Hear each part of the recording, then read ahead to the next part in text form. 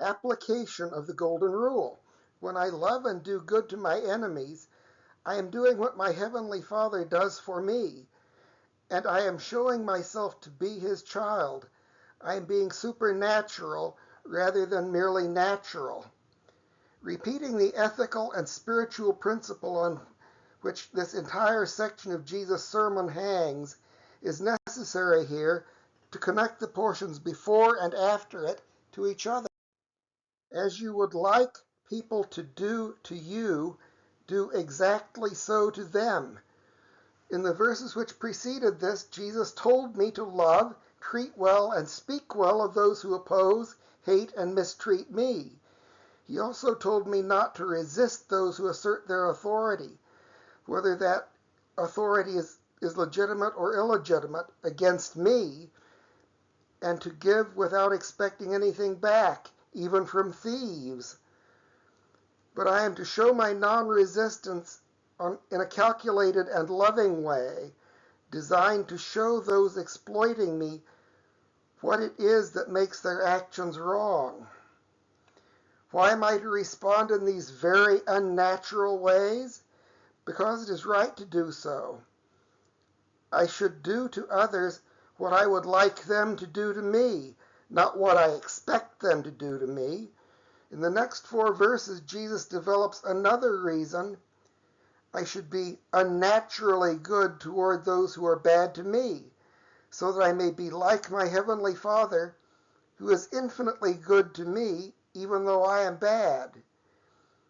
But he first emphasizes how unnatural what he is teaching really is to sinful humans. It is only natural to love those who love me, to care for those who care for me, to give expecting something back. Everyone does it. But because everyone does these things, if I also do them, they do not count to my credit before God or in reality before other people.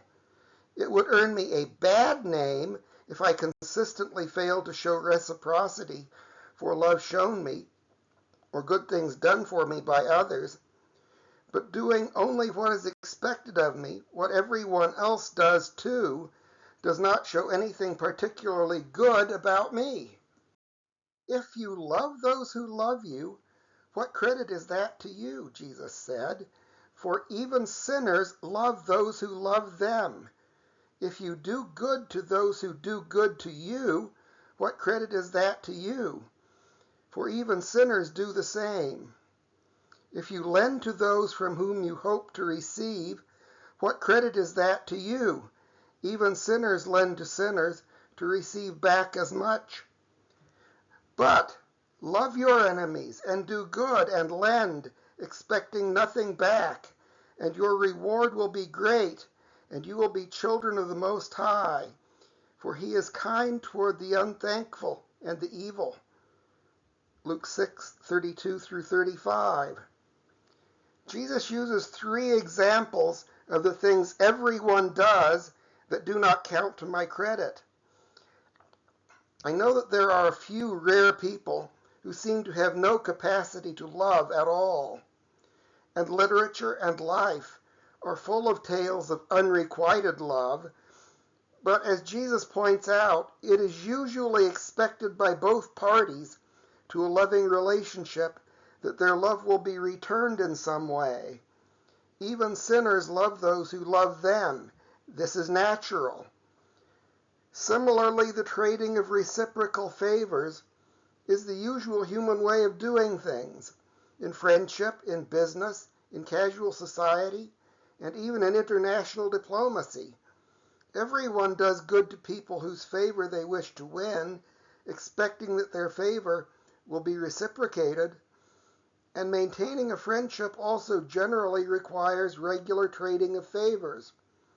But if one party to a relationship consistently fails to return the favors done for them, and does this for long enough, the favors will end, and the relationship itself will fade away, sometimes even turning into enmity.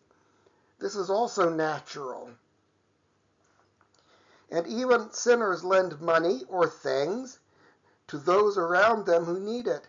Sometimes it is lent at interest or to obtain favors or profit in some other way.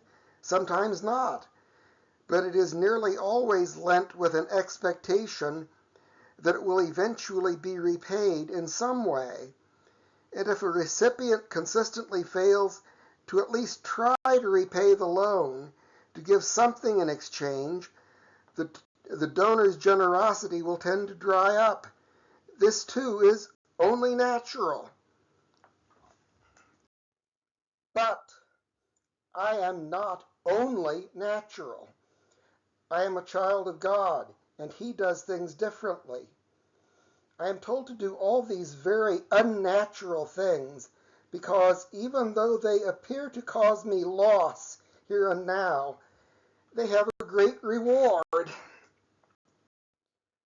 But love your enemies and do good and lend, expecting nothing back, and your reward will be great, and you will be children of the Most High, for He is kind toward the unthankful and the evil. Luke 6:35. This is Jesus' statement of the Golden Rule in a slightly different form, showing its reward. But wait! My enemies want to harm me and won't return my love, and I am told not to expect anything back when I do good to others, friend or foe, or when I lend. So what is the great reward? The reward is that I will be a child of God, who is kind in the same way. But love your enemies and do good and lend expecting nothing back, and your reward will be great, and you will be children of the Most High, for He is kind toward the unthankful and evil. Therefore be merciful, even as your Father is also merciful. The point is not that I will become a child of God by being kind and merciful, that I will someday in the future, probably after I die, be given my adoption into His family as a reward for my kind deeds here. No, the great reward is that I can know right now that I am His child because I am responding to sins and demands against me the same way He responds to me.